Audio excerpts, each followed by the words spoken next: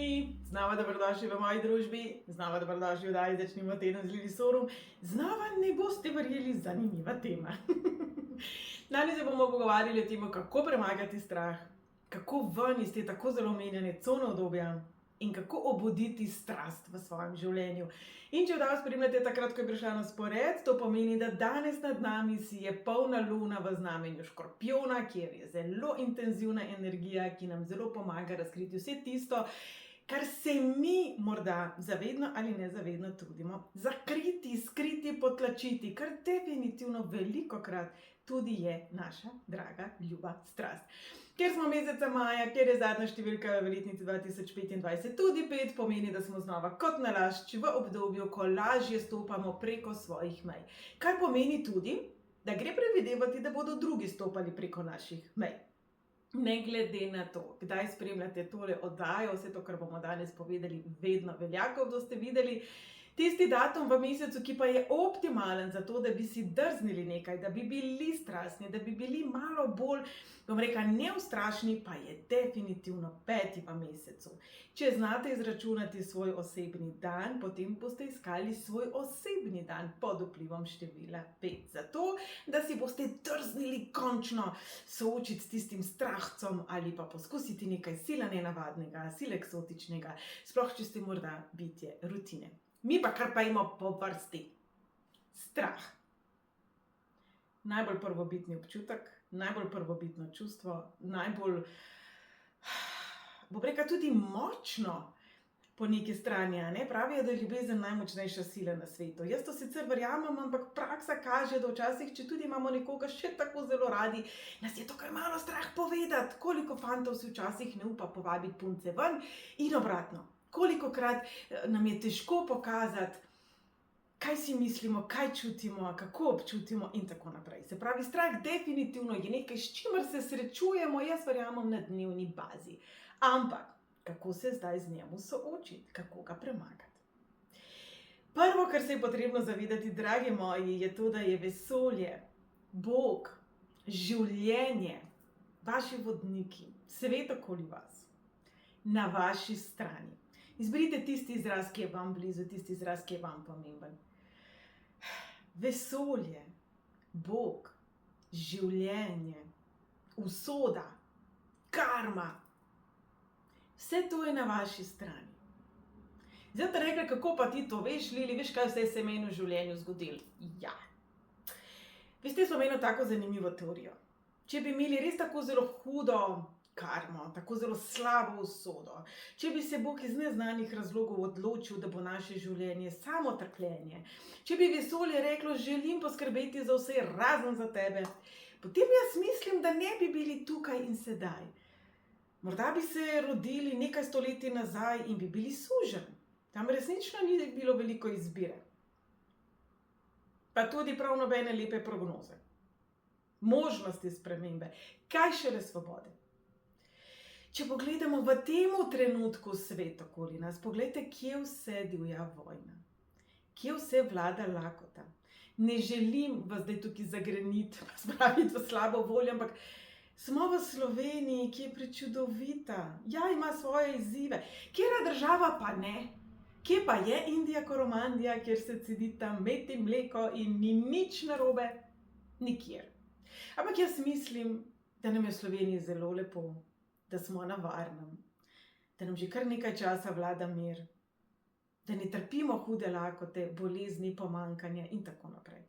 Kaj, če bi pričeli se strahom soočati s še eno močno silo, energijo, ki ji rečemo hvaležnost? A veste, ko smo hvaležni za tisto, kar imamo, se manj bojimo tistega, kar morda se sploh ne bo zgodilo. Se pravi, prvi tak konkreten nasvet je, velikokrat se bojimo nekega koncepta, neke ideje, neke iluzije, nečesa, kar se lahko zgodi. Če bom tej osebi to povedal, bo morda to osebo zgubil. Če bom to naredil, se bo morda slabo končalo. Morda mi ne bo uspelo, morda bo to, morda bo ono. O moj Bog, kaj pa če bo? O moj Bog, saj ne vemo. To ve samo Bog, mi pa ne. Se pravi, mi lahko svojemu razumu, svoji samozavesti sebi pomagamo tako, da se pripravimo na najslabši možni izid. Nisem rekla, da razmišljamo o tem, kaj vse bi to lahko bilo. Nisem rekla, da se utapljamo zdaj v tem strahu. Rekla sem, da se pripravimo na najslabši možni izid. Kaj zdaj to pomeni? Pripravite si plan, kako boste odreagirali, kdo vam lahko pomaga, kako se boste odzvali, kako se boste nazaj na noge postavili, če se najslabši možni izid zgodi.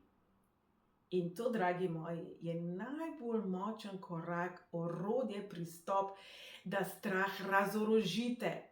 Kajti s tem boste lažje rekli, ja, to se lahko zgodi. Ja, okej, bom pa to naredil.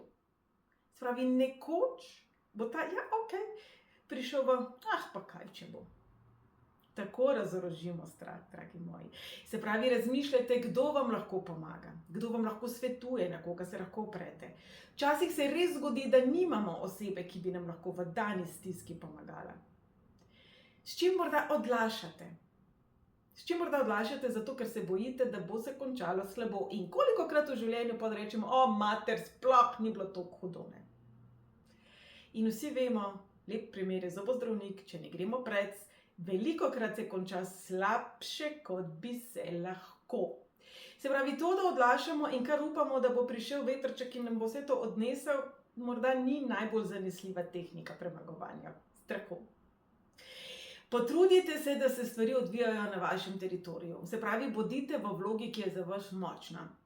Mogoče bo to dejansko, ne vem, vaš dom, pa bo pogovor v vašem domu, če se rabite soočiti z nekom. Morda bo to nek lokal, neka restauracija, kjer je veliko ljudi, pa potem ne bo pitja, razbijanja in tako naprej. Pripravite si teren in teritorij. Če želite govoriti s šefom za povišico, potem gledajte, kdaj je res ful dobre vole. Kdaj se mu je nekaj ful dobrega zgodilo.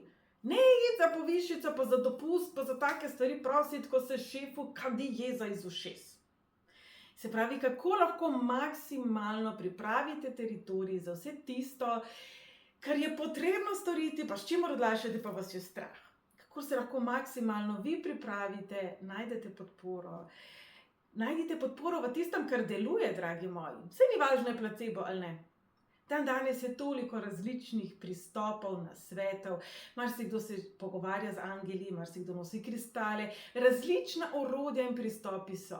Uporabite tisto, ki vam pomaga, ne sosedovi mitski, pa ne nekomu na socialnih omrežjih, ampak vam. In za konec bom rekla še tako, ja, soočati se s strahom je neprijetno. Ampak veste kaj?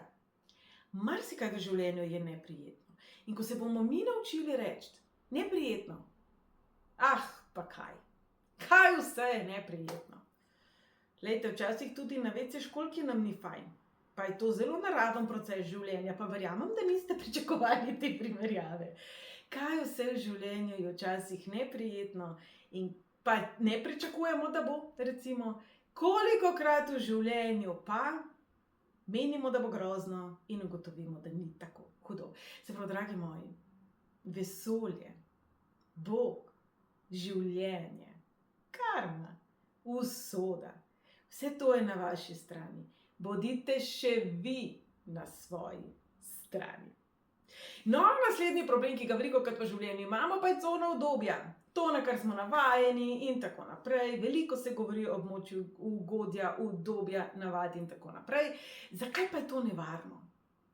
Ker se ne razvijamo, ker stagniramo, ker gremo v likver, ker česarkoli, kar ne uporabljamo, od tega se lahko poslovimo. Se pravi, kadar mi svoje življenje, sebe, svoje talente ne uporabljamo, smo pravzaprav v coni udobja.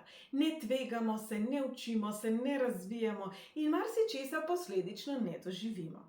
A je to res tako zelo grozno, če ne doživite kakšnega ekstremno nevarnega športa, kakšnih strašno takšnih in drugačnih zakonom prepovedanih substanc, spolnih užitkov in tako naprej? Verjetno ne. Verjetno je bolje, da znamo ravnati po stari, zdravi, dobri kmečki pameti in najprej poskrbimo za svojo varnost in smo odgovorni do sebe in drugih. Ampak veste, veliko v življenju spustimo skozi ravno zato, ker smo v coni udobja in se morda tega niti ne zavedamo. In kar je mene prešinilo, ko sem se pripravljala na tole oddajo, je malo drugačna definicija cone udobja. Cono obdobja zajadramo, kadar imamo premalo natančno in jasno zastavljeno smer in cilje svojega življenja. Ko smo premalo natančni v tem, česa si želimo, in premalo ambiciozni. Zdaj bom dala primerjavo, ki vam bo hecna, ampak če pogledate reperje, oni so tako ponosni na vsako nagrado, vsak singel, vsako kitno, ko si jo kupijo. Navesijo se z vsem, kar imajo, ker želijo pokazati sebe. Ok, pustimo zdaj ljudi, ki so nastopači, pustimo ljudi, ki so egocentriki. Pa s tem nočem reči, da so reperji taki, govorim na splošno. Hočem reči, sama mentaliteta skromnosti je včasih tista, ki nas zadržuje, da bi se razvijali. Jaz nočem reči, da rabite zdaj najbolj težko ketno z diamanti in z ne vem katerimi dragimi kamni, zlata, platine, pa še kakšnega bolj eksotičnega materiala z Marsa. Hočem povedati, da velikokrat sebe ne spodbujamo pri temu, da bi se razvijali, ne postavljamo si ciljev. Gremo v vrtec, v osnovno šolo, od nas se pričakuje, da gremo v srednjo šolo, in potem od marsikoga se že tukaj več ne pričakuje, da bo sploh naredil faks, kaj šele potem kakšen magisterij in doktorat. Od marsikoga pa morda tudi. Ampak koliko vašega življenja pravzaprav zaznamujejo pričakovanja okolice, okvirjev, v katerih ste, vaše družine, in koliko vaše želje in cilji. Ko smo 3 leta stari, se bomo za tisto čokoladico tam na blagajni prodali. Ja, se bomo. Kar prekličite si misli 3 leta starega otroka, najdaljše trepalnice na svetu ima Max Factor, bi lahko snimal reklamo za Dolpust, najlepši nasvet na svetu ima Colgate, bi ga lahko posnel, najbolj velike krokodilje, žalostne, trpeče solze jokajo, ko ne dobijo tiste čokolade, da ne govorimo o ne tako zelo prijetnem cepetanju in izbruhih jeze, ki temu lahko sledijo. Velikokrat so nas v življenju že zelo majhne naučili, da ne smemo prositi, da ne smemo poseči po nečem več. Tudi pri nas doma je bila taka vzgoja. Če si šel na obisk, si vzel piškot 2 in nič več. Najboljši piškoti so bili za obiske. Marsikdaj ponotranjimo to vrstno vzgojo, kar ne bi bilo olikano in tako naprej, z resnico življenja. Temu se bomo pogovarjali malo kasneje pri strasti, ampak recimo, da je to en tak lep uvod. Marsikdaj nam je to poznano, zato ker nam je poznano, se počutimo varno. In jaz velikokrat govorim o tem, kako zelo občutek varnosti pravzaprav ne gre za varnost, kajti občutek varnosti meni pove, da jaz verjamem, da sem dovolj sposobna, da bom to dosegla, to presegla, to premakala. Se pravi, verjamem vase, verjamem v življenje. Včasih pa je tisto, na kar smo navajeni, kar nam je poznano, ker vemo, kaj lahko pričakujemo, tisto, kar nam daje občutek varnosti. Saj vemo, boljš vrabic v roki kot golob na strehi, ali kdo že v roki, pa kdo na strehi. Torej, dragi moji, če imamo svoje življenje zelo šlampasto naštimano, potem ne moremo pričakovati, da se bomo razvijali. In ena stvar, kar je naravno stanje človeka, narave, vsakega živega bitja, je rast, je razvoj. Življenje se nikoli ne ustavi. Življenje ne reče, stara moja, jaz se bom zdaj tamle usedel, ne bo mene, 3 leta sem na dopustu. Ne. Nekega trenutka v vašem življenju, v katerem se vaše telo ne razvija, v katerem se vaše celice ne obnavljajo, bolj ali manj učinkovito, ne odmirajo, bolj ali manj hitro. Nič v naravi nikoli ni pri miru, še kamen ne. Se odkruši, se spolira, spremeni barvo.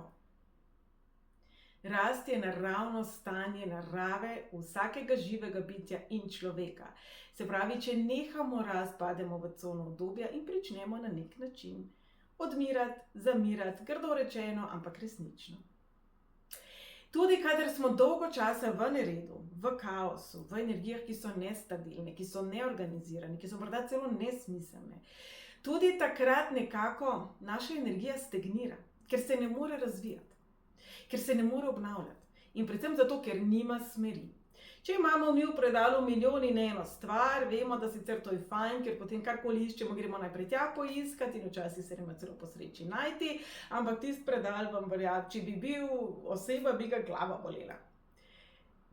Se pravi, če rečemo, da imamo preslabo, jasno, natančno začrtane in zastavljene cilje v svojem življenju, tudi nered, ki ga imamo, stvari, s katerimi odlašamo, absolutno stagnirajo in črpajo našo energijo. Se pravi, kaj je tisto, s čimer morda smo že prej rekli, malo odlašate, ker vas je strah, ampak bi vam pravzaprav prineslo veliko olajšanje. In kaj prinaša olajšanje? Novo energijo.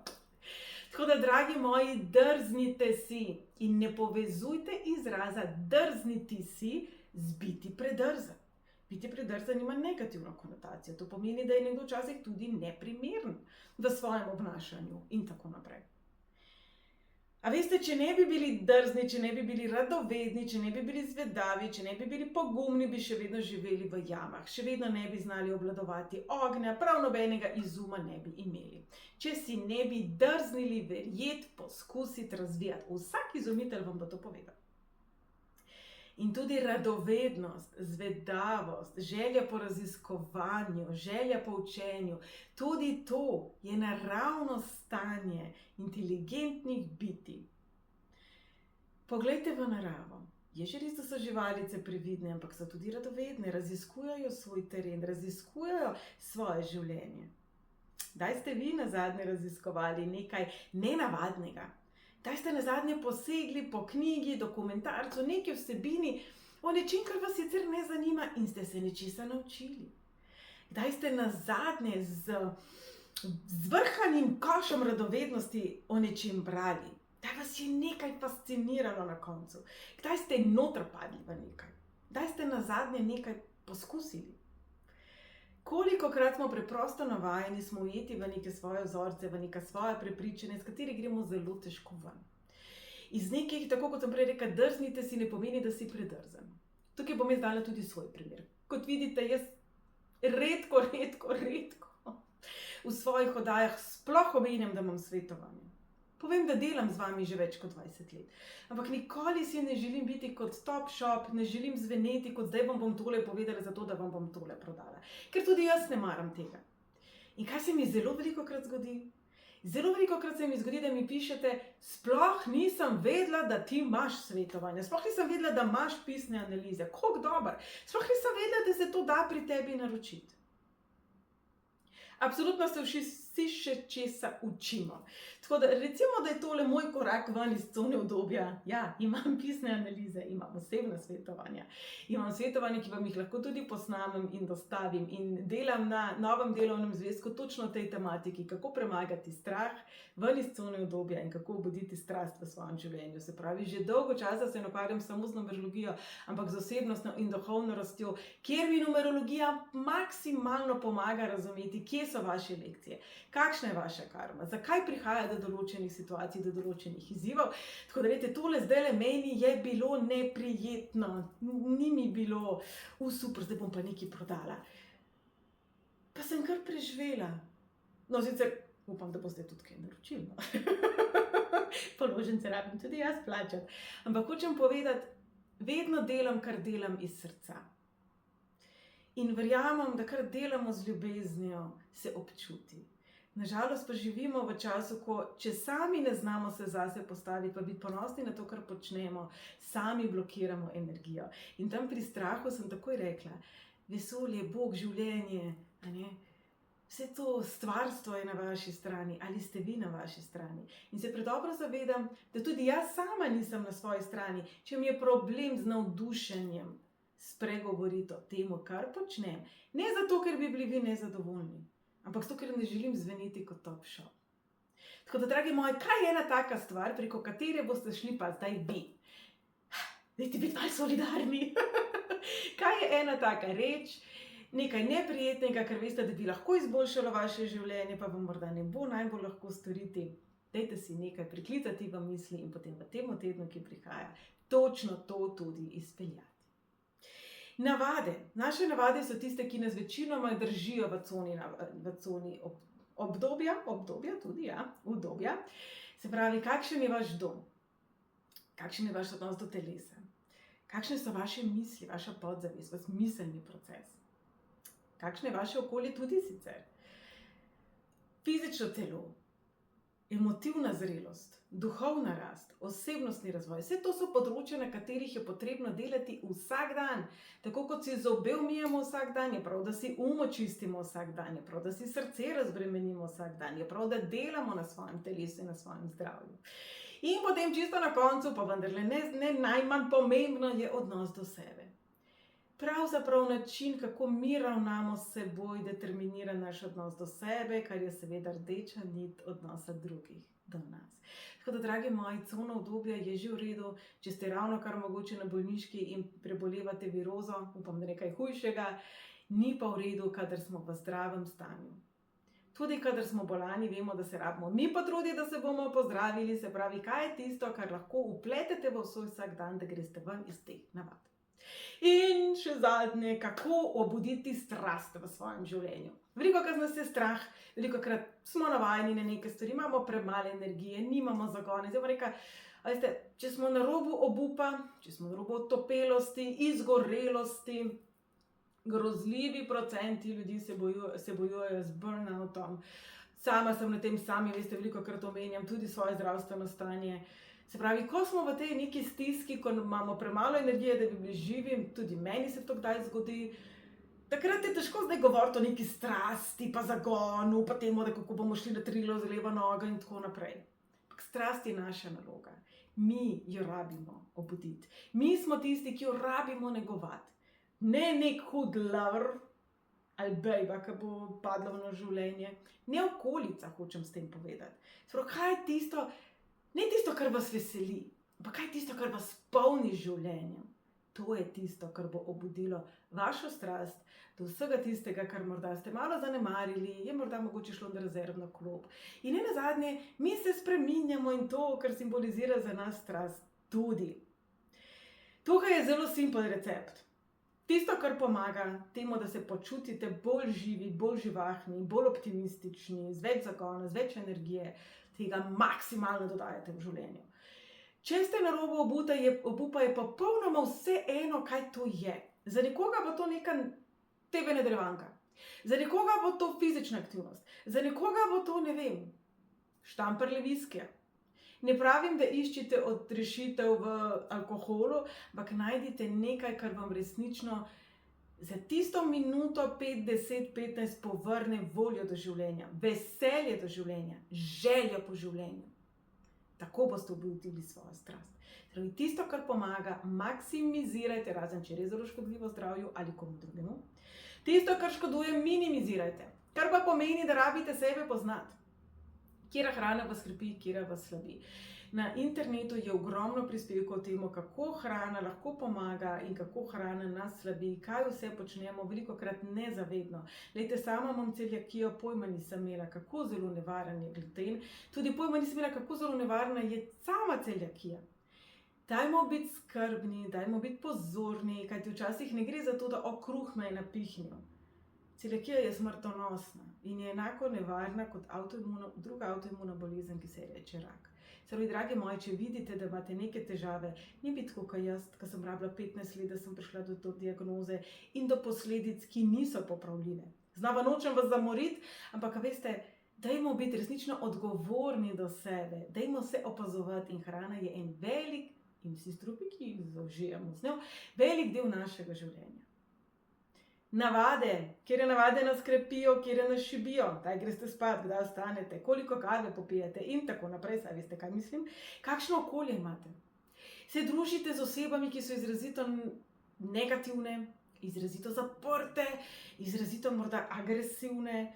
Kakšno pravzaprav je vaše okolje? Je urejeno, je zračno, imate zdaj sonček noter, imate kakšno rožico? Kakšno je okolje in vzdušje vašega življenja na splošno?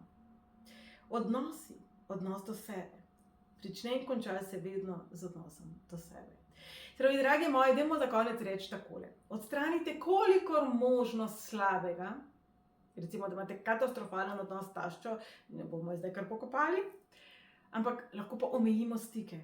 Lahko se psihično pripravimo, zaščitimo, postavimo v nek steber moči, ko gremo na obisk, ko bomo imeli pač nek pogovor, neko konfrontacijo, ki za nas ne bo prijetna. Se pravi, kolikor možno odstranite slabo, da bi pravzaprav naredili prostor vsaj nečemu dobremu, kam pa ne pride dobro, če imamo vsega več kot dovolj samo slabega. In v življenju so trenutki, ko nas ohromi strah. So trenutki, ko smo enostavno preutrujeni, preizmučeni in je cona obdobja čisto v redu. Izrazi kot so, sej mi ni nič hudega, sej mi to hodom, sej bom, so zelo nevarni. Za te izraze, dragi moji, vam zdajle garantiram, si ko boste stari 96 pa 106 let, niti najmanj ne boste hvaležni. Pravijo, da je včasih bolje obžalovati tisto, kar smo storili, kot tisto, česar nismo, absolutno po zdravi pameti. Ampak, dragi moji, od kje pa naj strast pride, če vas je vsega strah, če se ne spreminjate, ne razvijate, ne rastete, če ste na istem mestu, stagnirate, niste več radovedni, niste več veseli. Ste ujeti v nekem svojem mehurčku. Kje, kam, kako naj strast vendarle pride? Velikokrat smo mi tisti, ki sami sebe držimo nazaj. Velikokrat so v naši bližini osebe, ki si mislijo, the best, končno je pa ta pokuhala ven iz svoje cone obdobja. In jaz držim pesti, da ne glede na to, kje in kako ste v svojem življenju, ste radovedni, ste odprti, ste raziskovalec življenja in raziskovalec sebe. In za konec bom še enkrat ponovila, nikoli ne pozabite, da so vesolje, Bog, stvarstvo, usoda, karma na vaši strani. Dragi moji, bodite tudi vi na svoji strani.